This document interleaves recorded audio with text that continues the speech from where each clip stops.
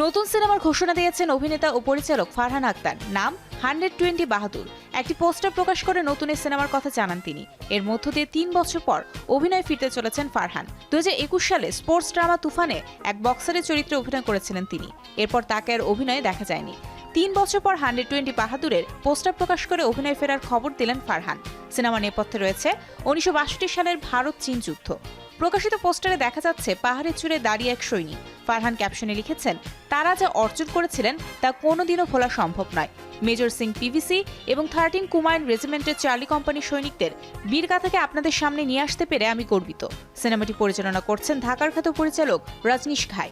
ডন 3 ও জিরে জারার আগে 120 বাহাদুরের কাজ শুরু করলেন ফারহান। ধারণা করা হচ্ছে ডন 3 এর মুক্তি পিছিয়ে যেতে পারে।